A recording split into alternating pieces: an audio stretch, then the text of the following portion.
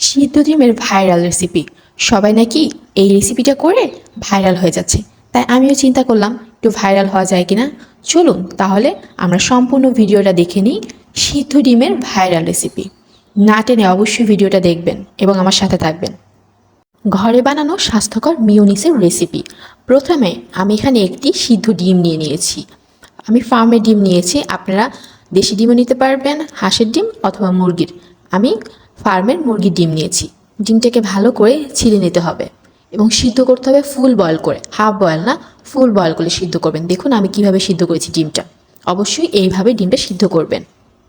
এইভাবে ঘরে বানানো মিউনিস আপনি আপনাদের বাচ্চাদের খাওয়াতে পারবেন, কারণ এটা স্বাস্থ্যকর, কোনো ভেজাল নেই। বাজারে যেটা কিনতে পাওয়া যায় সেটা তো সম্পূর্ণ ভেজাল দিয়ে ভরা। তাই বাসায় অবশ্যই মিউনিস বানিয়ে আপনাদের বাচ্চাদের খাওয়াবেন। ব্লেন্ডারে জার নিয়ে নিলাম, তার ভিতরে আগে থেকে ছিলে রাখা সিদ্ধ ডিমটা দিয়ে দিলাম। তারপরে দিব সয়াবিন তেল, সামান্য একটু সয়াবিন তেল দেব। আমি অল্প বানাবো তাই একটা ডিম নিয়েছি।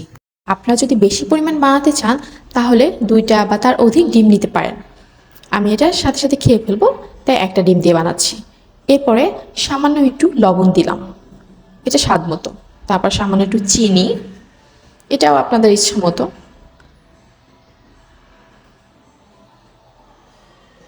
এরপরে 1 চামচ গুঁড়া দুধ, এটা অবশ্যই দেবেন, তাহলে খেতে ফ্লেভারটা অনেক ভালো লাগে। তারপরে গোলমরিচ গুঁড়া। গোলমরিচ গুঁড়োটা অপশনাল, আপনারা দিলেও দিতে পারেন, না দিলেও না দিতে পারেন। তারপরে দিয়ে দিব সামান্য একটু পানি। পানিটা অবশ্যই দিতে হবে, না হয় মিউনিসটা মসৃণ হবে না। মিউনিসটা মসৃণ বা নরম হবে না, সুন্দর করে ব্যালেন্স হবে না। এরপরে সবগুলো উপকরণ আমি ব্লেন্ডারে ব্লেন্ড করে নিব। আমি মিউনিসটার সাথে সাথে খেয়ে ফেলবো দেখে এইভাবে বানাচ্ছি। আপনারা যদি দীর্ঘদিন সংরক্ষণ করতে চান তাহলে এর ভিতরে সিরাপ দিয়ে দিবেন। সিরাপটা দিলে, খাবার সিরাপটা দিলে, তাহলে আপনার দীর্ঘদিন মিউনিসটা সংরক্ষণ করে রাখতে পারবেন। দেখুন কি সুন্দর করে আমার মিউনিসটা ব্যালেন্স হয়েছে, একদম মসৃণ হয়েছে। বেশি ঘনও না বেশি পাতলা না, একদম পারফেক্ট।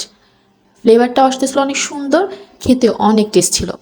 আমি তো এই মিউনিসটা বানানোর সাথে সাথেই এটা দিয়ে একটা ইউনিক একটা রেসিপি বানিয়েছি, সেটাও আসছে আমার নেক্সট ভিডিওতে। অবশ্যই আমার পেজে এবং ইউটিউব চ্যানেলে চোখ রাখবেন দেখার জন্য।